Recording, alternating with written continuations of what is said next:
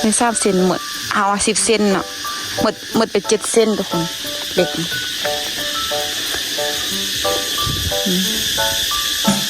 ท่อเฮากับ10 เซนคือกันเพราะว่ามันเฮ็ดเท่านี้มันต้องได้ใช้ค่าใช้จ่ายหลายเลยทุกคนคือจ้างอันพวกวินาเฮ็ดนี่เนาะ ก็ไม่ควรไปซื้อฮันโอ้หมดตังเกือบ10,000 บาททุกคนสบายดียินดีต้อนรับเข้าสู่ซองข้องมีหนังก้าวลงพระบางเด้อทุกคนเลยสบายดีกันตอนเช้าทุกคนนะวันนี้ก็คือที่พาทุกคนมาเบิ่งงานเนาะก็คือที่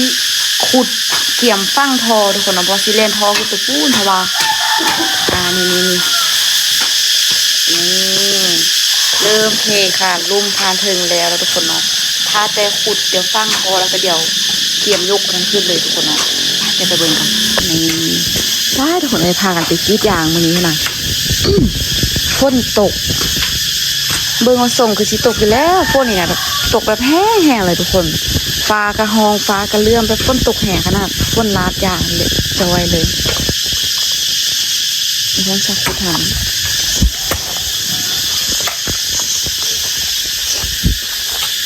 ไม่มีเวลาเลยเฮ็ดทุกคนเพราะว่าท้องสักค่ะบอกเขาสบายเลยค่ะน่ากรรมค่าอีกนี่น่าจะเป็นทุกคนนะขุดสมีแบบบอกเดี๋ยวเพิ่งจะน้ำซาทุกคนเป็นน้ำซาพูดมานี่อันนี้เป็นท่อเก้าค่ะทุกคนเนาะท่อตัวที่ดึงไปดึงไซส์ซุ้มมือนี้เนาะตัวนี้นะท่อตัวนี้น้ำซางคือจะได้เอาพามาท่าเลยทุกคนเนาะเพราะว่ามันนั้นแห้งเสียงจริงรีดฟดหูขนาดโอ้ถ้าเคยกินมากอันนี้เลยทุกคนนี่แซ่บนะว่างมีขุดฟั่งแท่นี้ไปเลยนะทุกคนเนาะหัวจากแมทคือกันทุกคนแต่ว่าทอซื้อมาประมาณ10 เซนทุกคนเนาะคันพอๆก็เดี๋ยวจะค่อยว่ากันใหม่ตัวนี้ก็เป็นบอลฟั่งตัวเก่าทุกคนแต่ว่าพร้อมสักตึงขึ้นนะเพราะว่าเอาฟั่งตามหอยเก่าไปเลยฟั่งเขาห่างล่างไปฝนตกแห้งทุกคนเลยเอาหอนฝนตกเราซื้อมาเย็นเลยตึงเอาละทอเก่าเอาเนี่ยทุกคนตัดทิมจนว่าสั้นหมดละ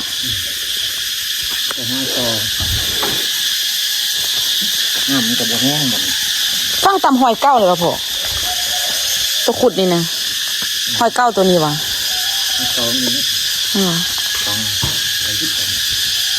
ตัวนี้ฟังขึ้นพุนทุกคนเนาะหอยเก้าหันฟังรัดไปตัวนั้นหันรัดดึงออละมันแตกหมดทุกคนมันไล่ปีอะเนาะพ่อเนาะไล่ปีมันเก้าแห่งนะทุกคนพ่อนี่ก็แตกได้พันได้ยังเอานำกันไล่บ่แหงฝนตกมาใช่เย็นคนเลยแต่มือมันแบบโคตรฮอนเลยนะตกรัดยางมีนาเนาะยาแห้งบ่ออกตาหัวขนาดแห้งเกิดได้ยังไงแม่นปักแห้งนำจนล้นโปะรัวๆเลยไปคิดยาทุกคนดีแล้วตกแห้ง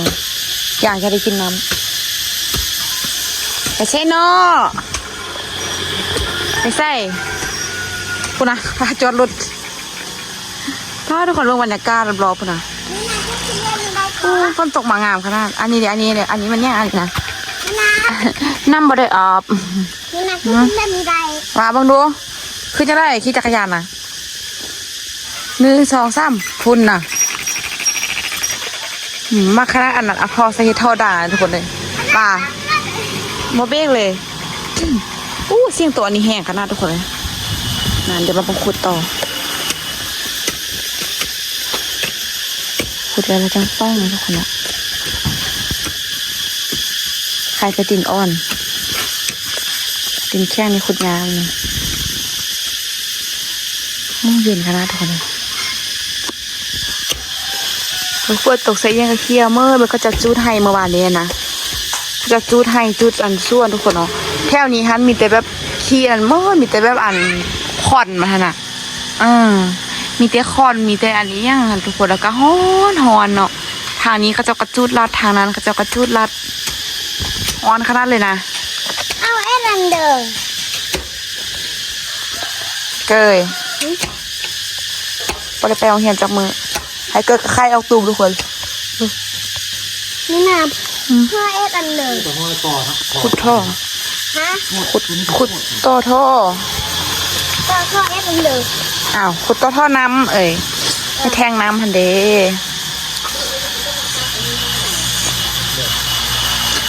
ฝนหูเลยทุกคนเลยจากเสียงเนี่ยจากเสียงยังเนาะบุลงไปขึ้นมาตรงหมูก่อมีก่อตอนนั้นก็ยังน้อยก็ที่เรามีทุกนี่คือมีที่ใจแล้วตรงนี้เชี่ยวมันมากัดมือเกอร์ไม่หรอเชี่ยวมากัดดีวะหนักเกอร์โอ้ยบุตรอ๋อแม่จะมีขี้แต่มันงอดได้ต้องแกะไหม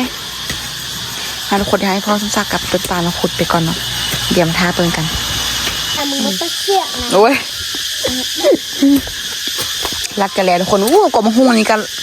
ขึ้นไล่ทุกคนบริปูอะไรนี่นะขึ้นเองเลยนะ3-4ต้นตัวนี้น่าจะเป็นตัวผู้ที่ได้ตัดขึ้นทุกคนเมื่อคืนนี้นะพากันขี่รถไปส้นยางทุกคนเนาะกำลังลงรถไป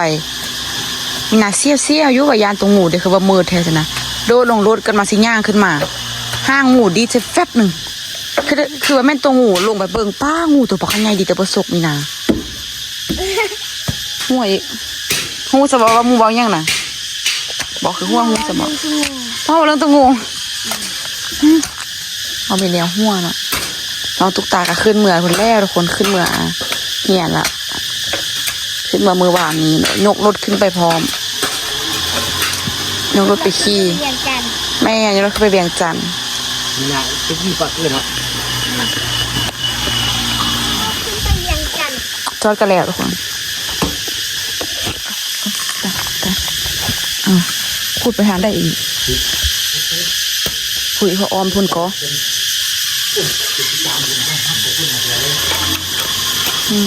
ออมเลยเนาะออมไปพุ่นเลยคุณมันคือบอกเอาจกเอา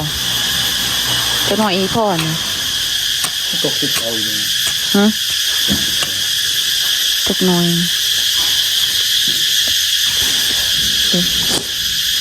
ใครจะมันขุดง่ายทุกคนขุดทุกคนเราต้องสับขุดไปพูนจะหักไป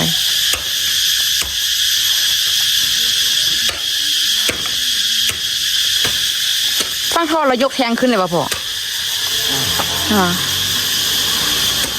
อีกอย่างก็แล้วไปคนเราอยากแต่ยกอยากแต่ฟังท่อกับยกแทงต่อน้ำใส่เลยต่อน้ำใส่เลยกันเอาลงข้าวให้ดีจริงๆการถ้าพ่อสักโบอันถ้าพ่อสักโบป่วยกับเฮเลียจะดูเลยทุกคนแต่ว่าอันนี้พ่อต้องสักโบสบายทุกคนเฮ้ยเดียวอันนี้พ่อสักโบสบายกันเดียวห้ากันเลยมาเห็ด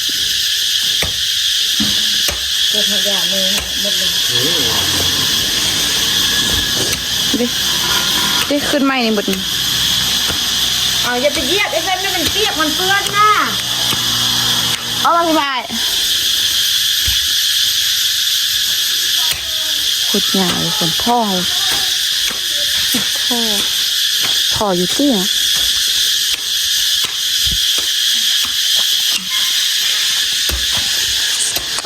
ขุดไปเรื่อยๆเสียงจริงดีแท้เนี่ยหัวต่างกันนะที่แท้ก็ได้ยินแต่เสียงจริงดียุงกับปากกาได้อยู่นะคือกันเข้าไปแหนหนานะเข้าไปส่วนยางยุงจะสิห้ามไปทุกคนในโคมันยุงไล่นะ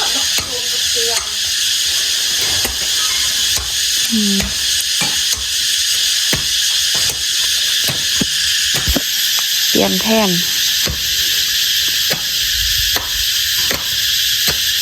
แต่ละพูดมันก็ไก่เลยเนาะไก่ก็เนาะท่อเนาะ แม่น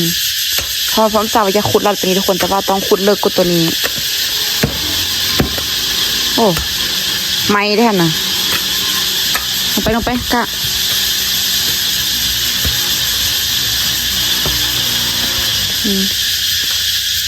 ขุดไปทางทุกคนจะบเปลืองทอดได้ไม้เฟือง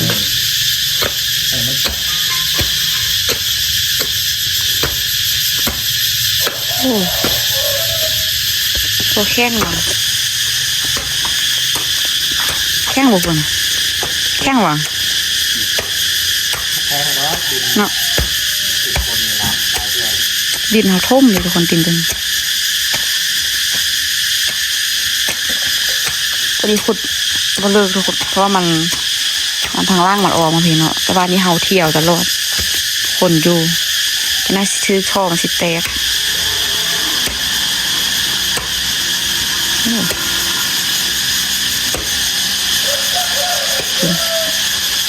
ออกเป็นก้อนเลยวิดวัชิโฮไม่ปูนทุกคนเนาะแต่ว่ามันไก่เปลืองทอดัดซื้อเลยซะ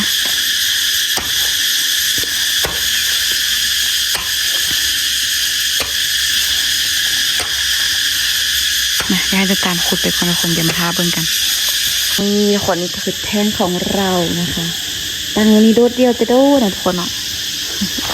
ทอกับเหล็กเหล็กเลื่อว่ะปะพร้อมสับสีเกี่ยมต่อทอทุกคนจะมาทางหนุกทางงานนิดนึง6 แห่งตัวนั้นตกตลอดทุกคนดีอันนี้เป็นท่อน้ำเพราะไม่จำปีอย่างนี้มีซ่องท่าทุกคนเอาไส้ดึงไปพุ่นไส้ดึงไปดินบล็อกแล้วอีกไส้หนึ่งเข้าไปในเหือนี่ซ่องซ้ำไต่เลยทุกคนเอานั่นเลยมันโอ้ไส้เดียวกันตาหุบขนาด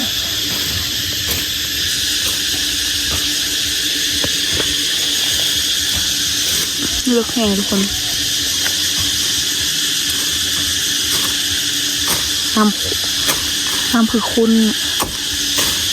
ก็ยังมาในหูกอจักแม็กกับพอน้ำผัดน้ำซ่าตัวนี้นะมัน6-7 เม็ดมันบอกแต่ว่าคือว่าเลิกไอ้คนนะ ว่าเราอยู่ใกล้น้ำซ่าเนี่ยมันไม่ได้เลิกกันเนาะน้ำมีตลอดเลยเนาะไม่ได้ลวงจากปีเลยวะพ่อกายล่วงก่อนสีเลยล่วงจะปีกายทุกคนเนาะลวงก็คือแบบพาลงไปอนามัยตักขี้ดินขี้ตุ่มเนี่ยมันขึ้นมานะแต่ว่าปีนี้ยังทุกคนเนาะปีนี้น้ำน่าจะบ่แห้งที่ปีนี้บ่แห้งแล้วมันฝนเนาะฝนตกตลอดปีนี้ทุกคนไปใส่น้ำแบบตลอดปีเลยมันก็ใกล้กับน้ำสานเลยค่ะนะเดี๋ยวทางยังออกท่อไฟเลยทุกคนขึ้นพ้นเลยก็คือติดสวิกใส่ในเหือเลยคุณเนาะโอ้โหนี่แหละยางเห็นแบบไปไกลโอ้ทุกคนงามเลยงากระเขี้ยวฝนตกใจเนาะงากระเขี้ยวฝนตกใส่บรรยากาศรอบๆทุกคนใบนี้ไล่แห่งกกอะไรนะ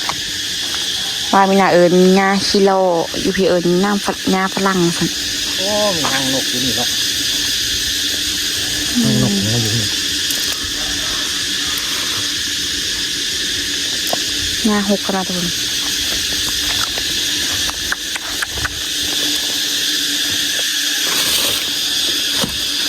ใช่จองใดตะลอมฝนตกน้ำ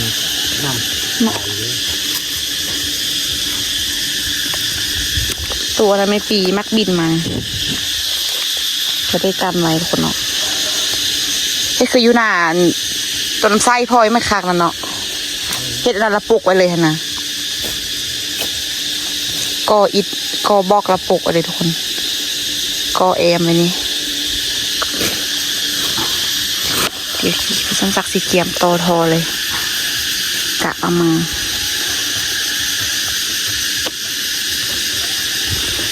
10 เส้นทุกคนทอนเพราะเหล็กคันเลือว่ะเหล็กเส้นนะ จะทำเสร็จ ไม่ทราบเส้นหมดเอา10 เส้นเนาะหมดไป7 เส้นทุกคนเหล็ก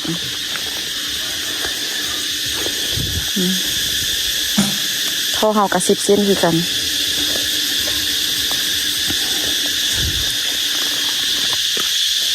ดึงไปเลยโอ้มิดเทลนี่ทุกคนเบิ่งฝนตกกับเบิ่งแดดเริ่มสิออกมาละ เด็ดทอด แดดบักแห้มเลย ตก ง่ายอยู่ด้วยทุกคนทอนทุกคนว่าง่ายใช่ปะนำทางขึ้นดีขนาดนี้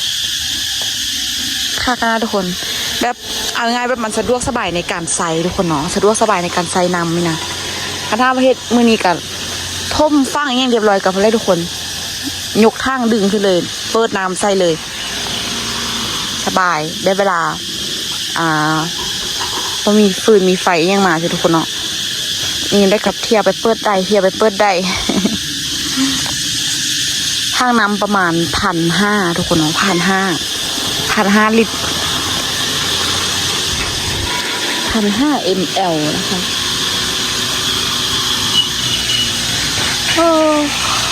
เพราะอะไรค่ะดิ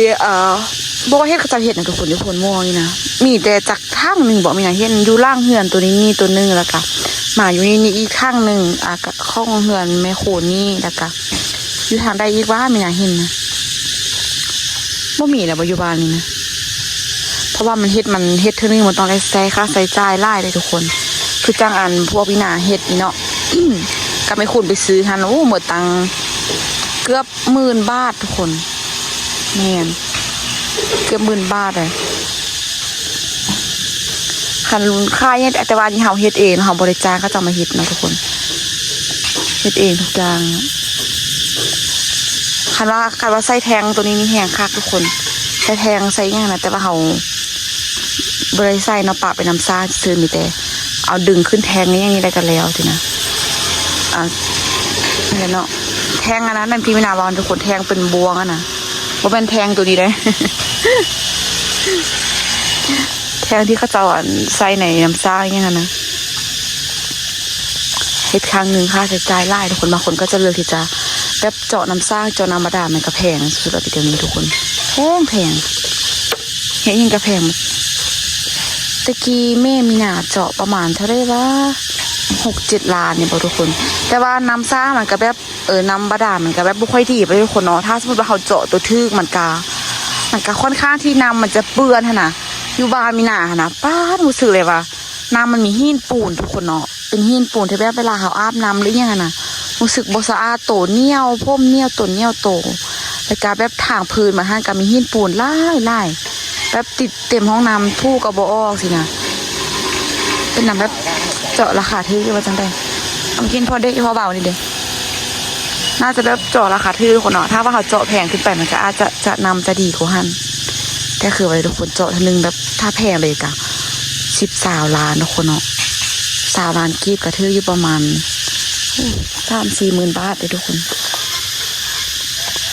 แต่ว่ากับบุคคลมีคนเจาะดอกเพราะว่าบ้านมีหนากับแบบอย่างเป็นไส้น้ำมันอยู่ในทุกคนน้ำแบบตะกี้เลยทุกคนเนาะก็คือไส้น้ำห้วยเนาะเป็นน้ำห้วยน้ำคลองก็คือเขาจะมีแบบว่าอย่างมีแบบว่าตกเฟี้ยนกันนะตกเฟี้ยนแบบจะว่าเป็นทางใต้ทางเหนือทางกลางจังสินะตกเฟี้ยนกันแบบจนซัวสิฮอตเฟี้ยนเห่าทุกคนเนาะแบบตัวนี้เปิด2 มือตัวนั้นเปิด2 มือสินะนำจนแห้งเมื่อพอนำมาปุ๊บก็ฟ้าเปิดใส่บางเทื่อกะน้ำสิมืดก็จะกระปิดปะจังสินะยากแห้งทุกคนใส่น้ำขนาดพี่ว่าทางนี้พี่ว่าแบบก็โอเคทุกคนเนาะมีน้ำสร้างเจาะน้ำซ่องน้ำสร้างเนี่ยนะแต่ว่าอันนี้น่าจะขุดเอาทุกคนเนาะคือยุนากะพอน้ำสักกับต้นตาลก็ขุดเอาจังสินะมาเดี๋ยวให้พร้อมสักกะเกียมเคยเนี่ยก็ทุกคนละเดี๋ยวมาเปิ้งกันเนาะเดี๋ยวซิต่อท่อดึงท่อไปใส่กันเดี๋ยวมาท้าเบิ่งว่าท่อของเฮานี้มันสิพอหรือว่ามันสิเลือทุกคนเนาะมีนาว่าค่ะถ้าว่าขุดไปทางนั้นมีนาว่าอาจ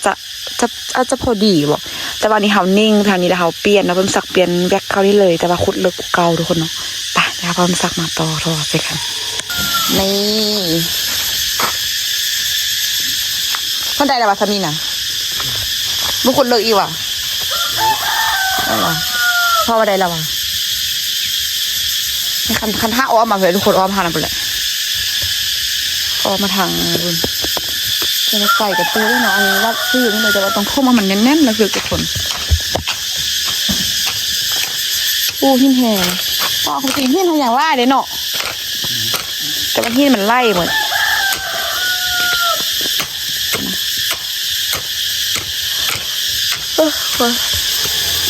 ตัวนี้ก็คือพอสมศักดิ์จางก็จะมาเทเนาะเอาบริจาคก็จะมาเทวะจางก็จะมาซอยสิวะจางก็จะมาเทซอยอีพ่อหันเด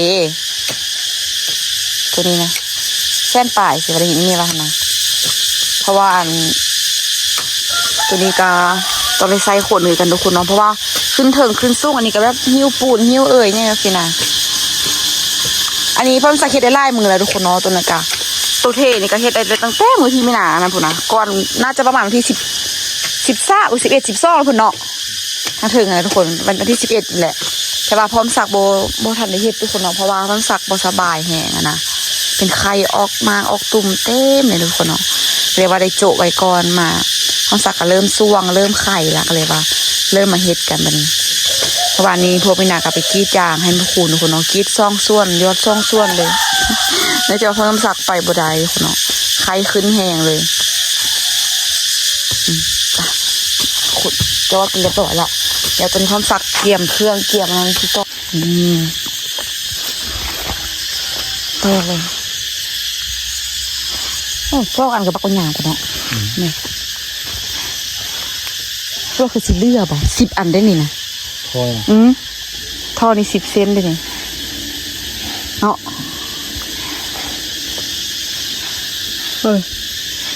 ซอกเจ๊เฮ้ยเลยทุกคน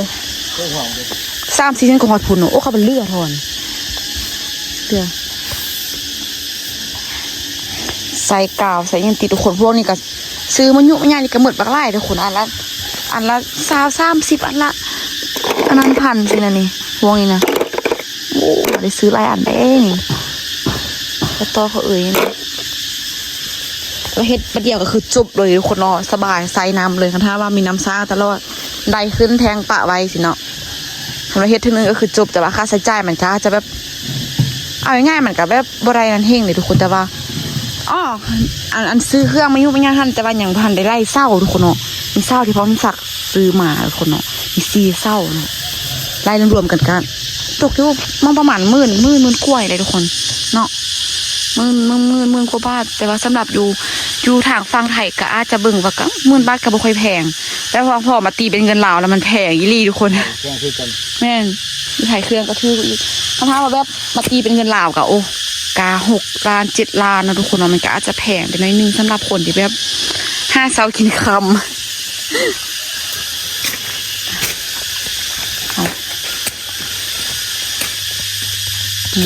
ใส่อันนี้มาตัดแล้วพอตัดใจก่อนงอเลย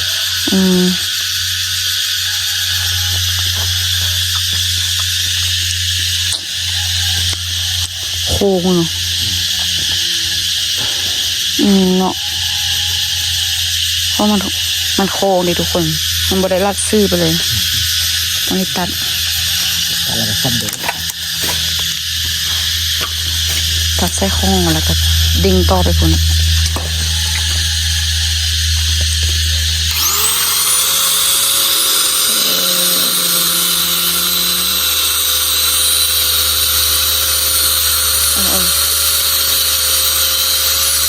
ผมกำลังตัดทอนเรียบร้อย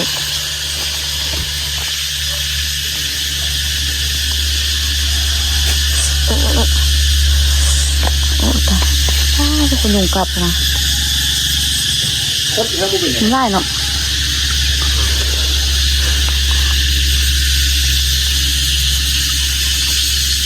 น้ำไล่ขนาดติดอย่างดีบนคอออกยายคุณดูมันคอบนคอให้มากขึ้นเอาบัตรดิเอาที่ชอบเธอเลยเหรอชอบอยู่นาง7 เส้น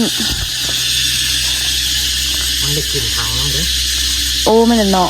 ดึงมาเลยดึงขึ้นทางนั่นทุกคน กลิ่นถังน้ำก็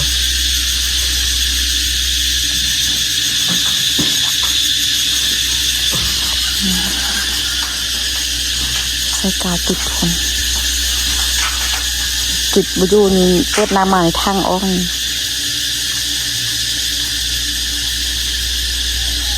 งานลืมมาตอนเดี๋ยวเอาขึ้นทางนั้นนี่สองสาม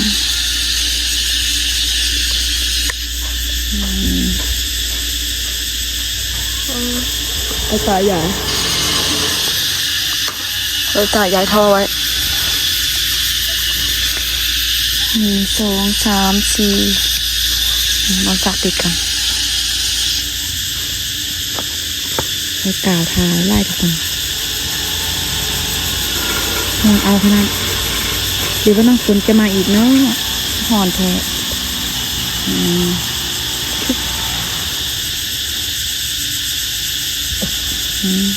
มันแน่นเลยทุกคนเบิกตำใหญ่ทอ1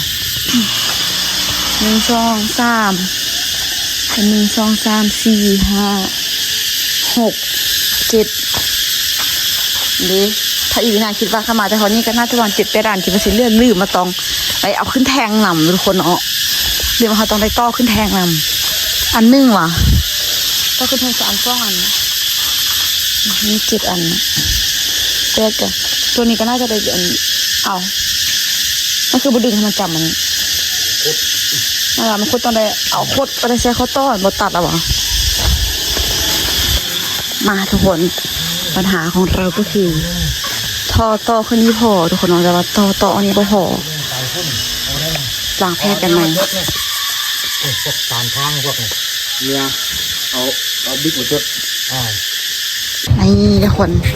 ตัดภาพมาที่5เลยเนาะก็คือท่ออย่างของปพก็จะมีหนาเบาเนาะก็เลยต้องได้มาซื้อท่อใหม่อยู่คนเนาะตัวต่อขึ้นแทงท่านมันก็พอดีอยู่แต่ว่าตอนนี้เขาต้องได้ต่อจากแทงไป5 ห้องน้ำบอนไซบอนล้างถ้วยล้างจานนะทุกคนอันนี้ก็น่าจะเอาไปเฮ็ดในกันทุกคนแค่นี้เขาจะเฮ็ดไล่ทุกคนเนาะนี่มาซื้อมือบอลเมื่อนั้นเลยทุกคนประมาณ 4-5 อันเลยทุกคนเนาะนั่นแหละประมาณ 4-5 อัน18ตัวนี้สาว ตัว118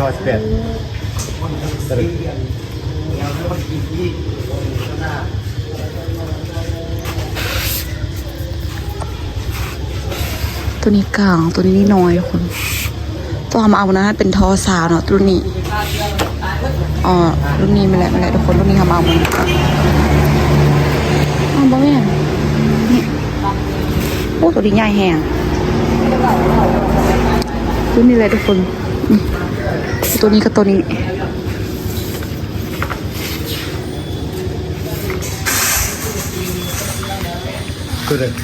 ตัวนั้นแหละก็บอกเขาจะมาเบิ้งพ่อตัวหน้านี่แหละ เอารถไหลคุณอ่ะ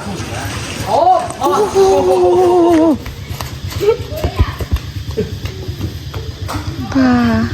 มีแต่ว่ามีรถมาขี่ได้ผมมีรถตรวจนะ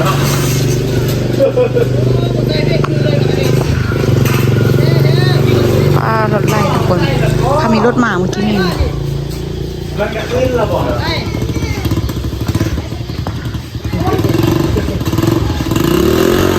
นี่แต่ว่ามีรถมารถไล่ไปหมดเลยตกใจหมดยานรถส่วนมาเดี๋ยวท้าเขาจะมาเบิ้งให้ก่อนทุกคนเลยทุกคนย่างงงๆนิดนึงเพราะว่าเอามาวันนั้นก็คือเป็นอาจจะข้อหาเนาะทุกคนเนาะเขาจะจัดให้เป็นผู้ชายเขาจะบอกว่าโตท่อที่มีนาเอาไปทำมีท่านก็คือเป็นท่อสาวทุกคนเนาะแต่ว่าพอมามื้อนี้ก็คือเปลี่ยนเป็นท่อสาว5มินาก็เลยงงเพราะว่าทวีกับพ่อทราบรวมกันก็ว่าเป็นท่อสาวนั่นแหละค่ะเขาที่มาซื้อก็คือเป็นท่อ18ทุกคนเนาะ18 mm เอาไปทวีจะเป็น20 mm แต่ว่ามาวันนี้เขาจะว่าท่อที่มินาไปท่านเป็น25 mm แต่ว่าตอนบ้านมาเอานี่คือตรงบันไดเอาท่อ20 mm ก็เลยว่ายังงงกันนิดนึงทุกคนพอเจ้าข้อเขาจะเอาเบามื้อนั้นเนาะนี่ตัวที่มินามาเอามื้อนั้นท่านกับพ่อศักดิ์ไม่ขูดเนาะนี่ทุกคนเป็นตัวนี้เนาะแล้วเจ้าข้อเขาจะว่า คันห้ามาสิเอาไปใส่ฮันนั้นน่าจะเอาท่อสาวเนาะทุกคนเนาะเขาจะบอกเนาะน่าจะเอาท่อสาวแล้วเขาจะว่าเพราะว่าคันห้าว่าท่อ18มันสิน้อยเกินไปแต่ว่าพอมามื้อนี้มีนาก็เลยงงเขาจะว่าตอนนี้นี่ก็คือเป็นท่อ25ถ้าว่าสิเอาตัวน้อยต้องเอาท่อสาวอะไรสิงงกันให้หนึ่งทุกคนโอ้โหเอาไปนี่สิชื่อกันหรือบ่ทุกคนเนาะถ้าบ่ชื่อกันน่าจะได้เอามาปรับเปลี่ยนกันเนาะเพราะว่าจะข้องหานอายเพิ่นมื้อนั้นเพิ่นบ่อยู่ทุกคนที่ข้องหานมื้อนั้นเพิ่นบ่อยู่เนาะเพิ่นบ่อยู่ก็เลยว่าเอาไปก็อะไรทุกคนเนี่ยไปหล่อใส่เบิ่งถ้าว่าบ่ได้เดี๋ยวจังค่อยกลับมาเปลี่ยนกันได้ซะยังงงชื่ออะไรว่ามื้อนั้นเอาตัวนี้แหละนี่แล้วก็มาทางเขาจะว่าตัวนี้เขาจะว่ามันน่าจะน้อยเกินเพราะตัวนี้เป็นท่อ18เนาะถ้าอันนี้เป็นท่อสาวทุกคนงงแฮงมินานะไปทุกคนเดี๋ยวอ้อไปกันเดี๋ยวถ้าไปเบิ่งอยู่พุ่นเนาะว่าสิได้หรือบ่ได้ทุกคนเลยป้าไป420,000นะคะทุกคน430,000กีบบ่ฮู้สิถึงหรือบ่ทุกคนเลยเอาไปแบบไปลุ้นกันซะเพราะว่ามื้อนั้นเขาจะเว้าแล้ว1มื้อนี้ก็เจ้าก็คือเว้าแล้ว1บ่ฮู้ว่าเขาเจ้าผิดเขาเจ้าคิดผิดหรือว่าเฮาคิดผิดก็บ่ฮู้เอาบินมาให้เบิ่งเขาเจ้าก็ว่าทอนเบอร์25แต่ว่าหลักก็เขียนเบอร์20ทุกคนเนาะไปเดี๋ยวคลิปนี้ขอตัวลาไปก่อนทุกคนเดี๋ยวไปเจอกัน EP หน้าแล้วกับการเกียมเครื่องแล้วก็ยกแข้งขึ้น EP นี้เดี๋ยวมาสัญญากันไปว่าเจอกันคลิปหน้าบ๊ายบาย